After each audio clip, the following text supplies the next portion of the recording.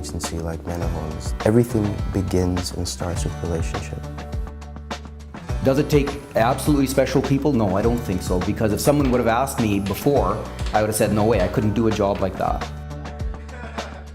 Your demeanor, it changes your expectation. It also changes the reason why you do the work that you do.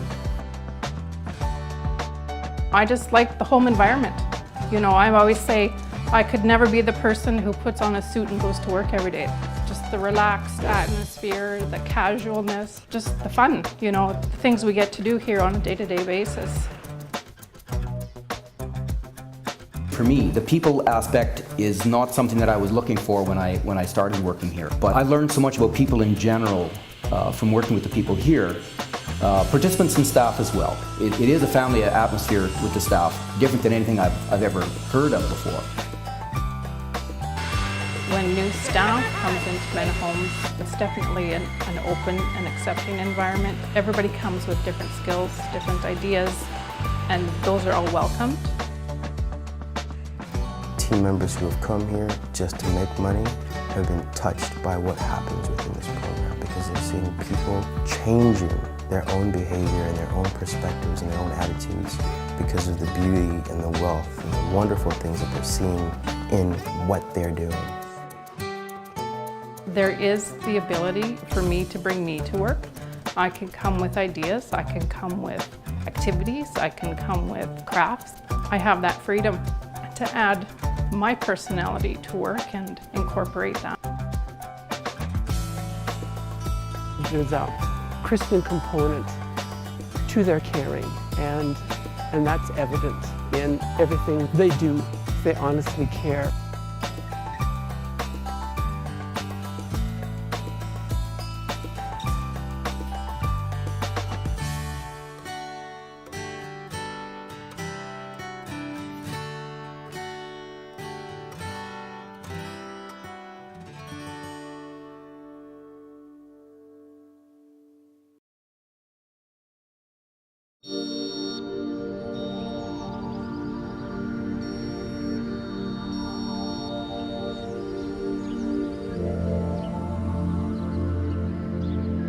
Each home has different participants with different needs, but the foundation of why we're all here is the same. We're here to support and educate and provide assistance where needed and develop skills. You know, when some of the ladies moved here, there's things that they had never done, so they got to learn those new areas, you know, such as doing their own laundry and cooking and cleaning and things that they've learned and developed skills around. To be able to step back and let the participants do what they're able to do without us doing it for them is a real big focus of the program at Garden Place.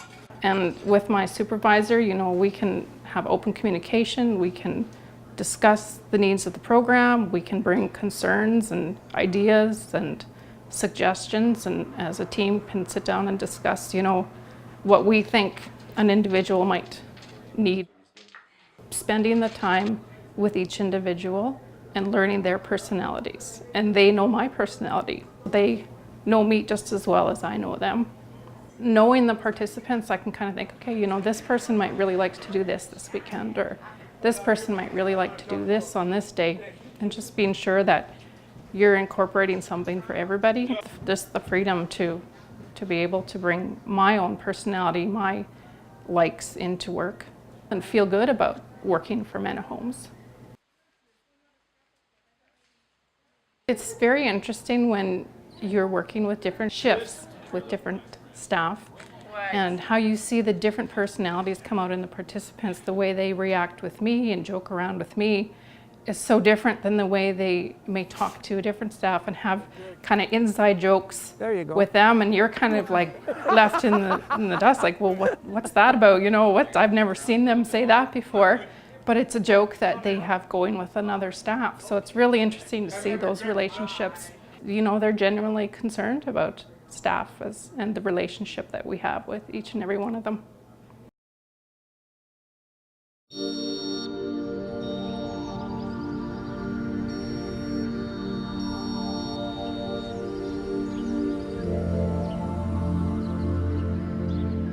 Menno Industries is quite different from most shops. It has to do with the orientation of the staff. They're here to serve a purpose more than just looking for a job. They're here to be mentor, buddy. There's a lot of hats you have to wear on a given day.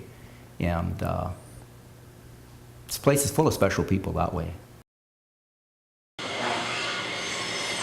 I've always been independent and worked strictly by myself. The only conversation I had during the day was with a dog. So it was very quiet working. This is very, very different.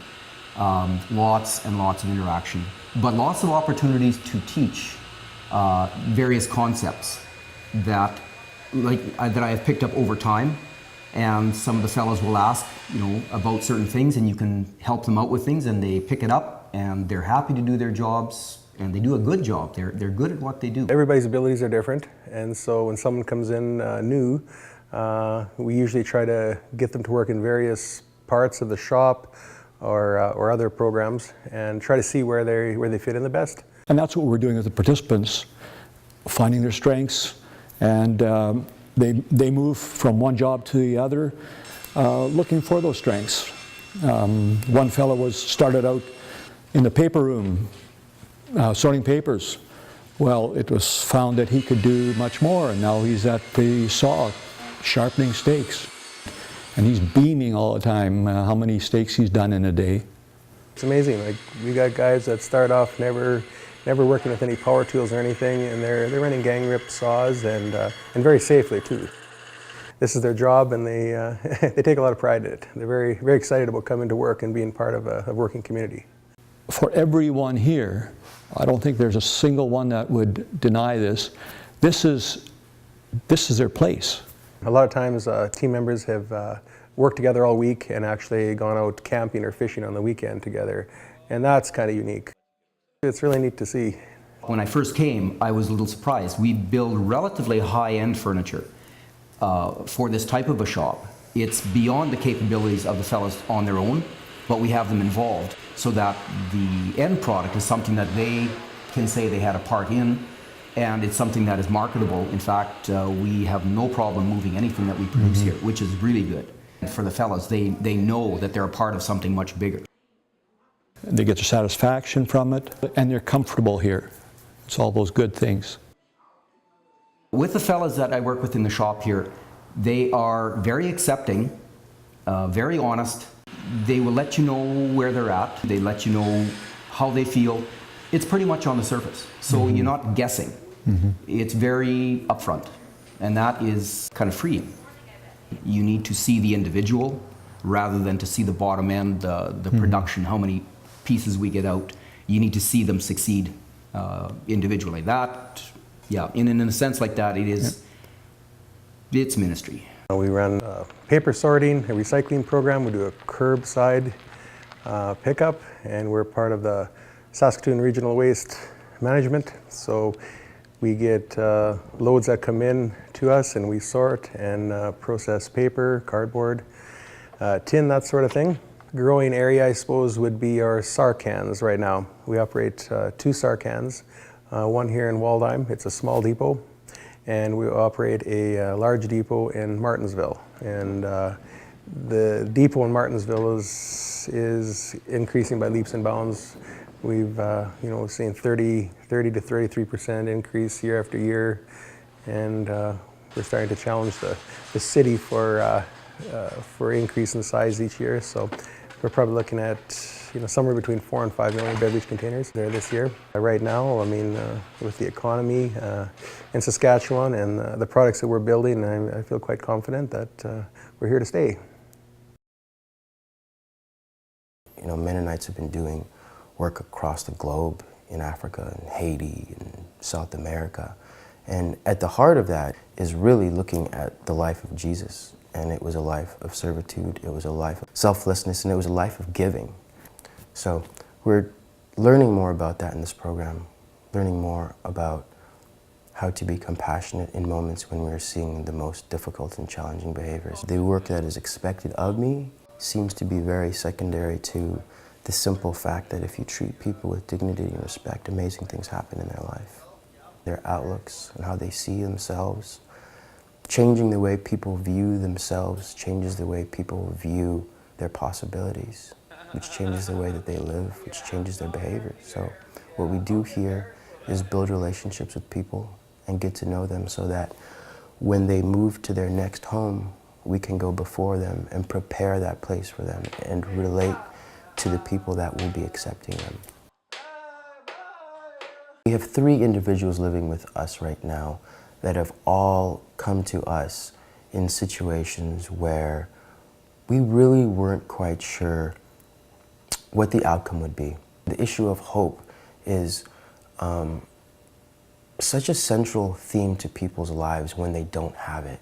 If you're an individual who is neglected and you have no sense of family and they have no interest in you, and this individual comes to you broken and exhibiting aggressive behaviors on a regular basis, and you slowly see this individual from day to day move into a place where he's slapping fives with team members, making food, laughing, building relationship when there was no sense of trust in him before, and really beginning to be the young man that you know he really wanted to be. That is the most beautiful thing to watch. That is a gift. I watch these things happen in front of me on a regular basis where humble and well-spirited team members are investing themselves in building relationships, giving dignity to people who have been forgotten. It's an amazing process. The most powerful work that has been done here doesn't happen when I'm here training and supervising this team. It happens Sunday evenings, Saturday afternoons, Wednesday nights, when people are hanging out in this kitchen, cooking brownies, having coffee, laughing, teasing each other, having food fights. That's when the magic happens. So we continue to learn a lot. We're at the beginning stages of this program, but we're all enriched with a sense of excitement because we are beginning to see this program do good on what it was intended and visioned to do.